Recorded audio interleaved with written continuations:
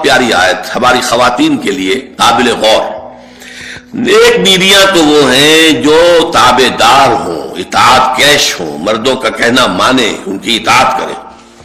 حافظات للغیب، اور غیب میں ان کے لیے محافظ بنے، ان کے مال کی بھی حفاظت کرے. یہ نہیں خیانت کر کے اب شوہر تو گیا ہوا جو چاہو اس کے مال میں سے جس کو میں جو چاہوں دے دوں، نہیں. یہ اس کا مال جو ہے وہ اسی کا ہے، اس کی خیانت نہیں کرے گی، وہ امانت کے ساتھ حفاظت کرے گی. اور اس کے علاوہ اپنے نفس کی حفاظت کرے گی، اس لیے کہ وہ بھی اب شوہر کی امانت ہے. اب اس کا جو بھی جنسی معاملہ ہے وہ اس کے اپنے اختیار میں نہیں رہا. اس کو مل کے بزا کہتے ہیں ہماری فقہ کے اندر، کہ در حقیقت اس کا اختیار کامل اب شوہر کے ہاتھ میں آ چکا ہے. اس کے جنسی اعضاء جو ہے وہ شوہر کے کنٹرول میں ہے. مل کے بزا، ملکیت گویا کہ اس کی ہے. لہذا اس میں کوئی خیانت اگر وہ کر رہی ہے تو وہ بھی اس کے خلاف ہو جائے گا معاملہ. فالصالحات قانتات، تو نیک بیویاں وہ ہوتی ہیں جو تابع دار ہو، فرما بردار ہو، اور غیب میں یعنی شوہروں کی عدم موجودگی میں جبکہ موجود نہیں ہے حفاظت کرنے والی ہوں. اور وہ حفاظت مال کی بھی اور ان کا اپنے نفس کی بھی. اور یہ کام آسان نہیں ہے، آپ کو معلوم ہے. شوہر کبھی 4 مہینے کے لیے باہر چلا گیا ہے، کبھی 1 سال کے لیے باہر چلا گیا ہے. عورت کے لیے اپنے نفس کو تھامے رکھنا، اپنی جنسی خواہشات کو، فرض کی جوان عورت ہے، اس کی بھی تو نفسانی خواہشات ہیں، تو آسان کام نہیں ہے. یہی وجہ ہے، آپ کے علم میں ہوگا کہ واقعہ بڑا عجیب پیش آیا تھا، اس کو بیان کرتے ہوئے شرم بھی آتی ہے. حضرت عمر رضی اللہ تعالیٰ عنہ اپنی رات کے گشت میں ایک مکان کے پاس سے گزر رہے تھے، تو انہوں نے سنا کہ ایک عورت جو ہے وہ بڑے درد بھرے الفاظ میں کچھ گا رہی ہے. اگر مجھے اللہ اور اس کے رسول کا فرق کا خوف نہ ہوتا تو تم دیکھتے کہ اس وقت میری چارپائی جو ہے چرچرا رہی ہو. تو اس پر حضرت عمر جو ہے وہ دم تنبہ ہوا کہ ہمارے لوگ جو ہیں جہاد پر جاتے ہیں، سال بھر تک واپس نہیں آتے، تو اس سے تو سوسائٹی کے اندر بہت زیادہ جو ہے ایک اندیشہ اور خطرہ پیدا ہو جائے گا. تو انہوں نے اب دیکھیے یہ بات بھی کہ دین میں کوئی شرم اور حیا اس معاملے میں نہیں ہے، کہ اپنی بیٹی سے پوچھا حضرت حفصہ سے.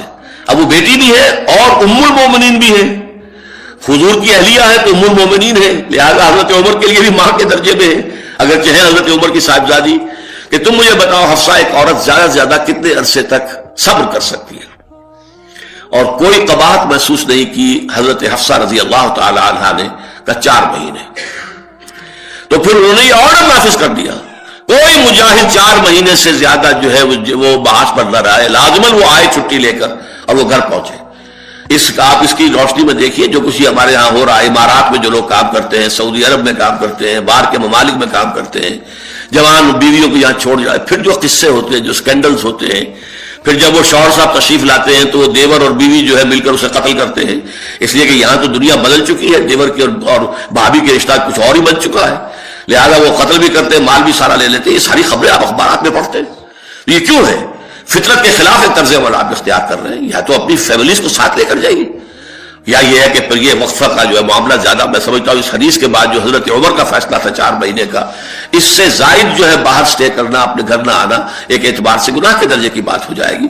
علیکم بسنتی و سنت الخلفاء الراشدین المہدیین، تمہارے ذمے ہے میری سنت بھی اور خلفاء راشدین جو ہے میری ان کی سنت بھی. اے مسلمان عورت، بطول بن جا، زہرا بن جا، اور اس عصر سے پنہا ہو جا، چھپ جا، علیحدہ ہو جا،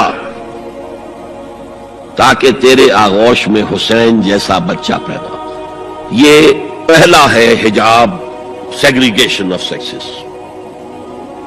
میں نے ضیاء الحق صاحب سے کہا تھا، کیونکہ ان کی شورا میں شمولیت کی میں نے جو ہے دعوت قبول کر لی تھی، مشورہ دینا ہے. میں اپنے مسجد کے ممبر سے بھی مشورے بھی دیتا ہوں، تنقیدیں بھی کرتا ہوں. جیسے انگریزی کا محاورہ right from the horses mouth, تو right into the horses ears کوئی کہا جا سکے تو اچھی بات ہے. میں نے ان سے کہا آپ نے پی آئی اے کو ڈرائی کر دیا، شراب بند کر دی، اچھا کام کیا، بہت عمدہ کیا. دنیا تو یہی کہے گی نا کہ دقیانوسی ہیں، چلیے برداشت کریں. لیکن یہ ایئر ہوسٹسز جو جاتی ہیں کرو کے ساتھ اور 2 ہفتے باہر رہتی ہیں، یہ کون سے اسلام کی روح سے جائز ہے؟ عورت محرم کے بغیر حج کو نہیں جا سکتی، محرم کے بغیر عمرے کے لیے نہیں جا سکتی، اور یہ قانون تھا پاکستان. میں نے کہا آپ عورت کو نہیں جانے دیتے حج کے لیے، حالانکہ وہ ادھیڑ عمر کی ہوتی ہے، عموماً بوڑھی ہوتی ہے. ہمارے یہاں جوانی میں کون کرتا ہے حج؟ بہت شاش. یہ تو آپ کو نظر آئے گا جاوا، سماٹرا، انڈونیشیا، ملائیشیا، وہاں سے جوان جوڑے، نکاح کے بعد پہلا کام حج. کہ ہمارے ہاں تو بڈھے ٹھہرے گئے ہوئے ہوتے، اور پہلے زمانے میں تو ان کو رخصت کر دیتے تھے کہ بس رخصت ہی ہو جائیں گے، یہ واپس نہیں آئیں گے اب۔ تو میں نے کہا یہ کون سا اسلام ہے؟ خاموش، چپ۔ میں نے کہا یہ ناشتے کی ٹرے اور کھانے کی ٹرے مرد نہیں رکھ سکتے سامنے؟ میرے خلاف باقاعدہ خواتین نے جلوس نکالے پاکستان میں جب میں نے پردے کی بات کی۔ گورنر سندھ کی بیوی جو ہے اس نے لیڈ کیا جلوس کو۔ میں طالبہ کیا کہ ان کی ٹیلی ویژن کے اوپر جو ہے ان کا سامنے آنا بند کیا جائے۔ میں نے کہا ٹھیک ہے۔ بدا الاسلام غریبا ویسعود کما بدا فتوبى للغرباء۔ اسلام شروع ہوا تھا تو اسی حالت میں تھا کہ کوئی اس کو جانتا پہچانتا نہیں تھا، پھر جب اسلام غالب ہو گیا تو طاقتور کے تو سبھی دوست ہیں، سبھی پہچاننے والے، لیکن ان قریب اسلام پھر غریب ہو جائے گا۔ تو جو اسلام کی غربت کے ساتھ خود غریب ہو جائے ان کے لیے مبارکباد۔ اسلام کا دامن نہ چھوڑے، چاہے انہیں کہا جائے کہ یہ تو بڑے ہی دقیانوسی لوگ ہیں، بڑے کٹر لوگ ہیں۔ میں نے اس زمانے میں چیلنج کیا تھا، مجھے بتاؤ کیا فرق واقع ہوتا ہے؟ آپ کہیں گے عورتوں کو اگر ہم گھر میں بٹھائیں تو ہماری اکانومی سفر کرے گی، آدھی ہماری جو ہے لیبر وہ کام نہیں کرے گی۔ میں نے کہا where there's a will there's a way۔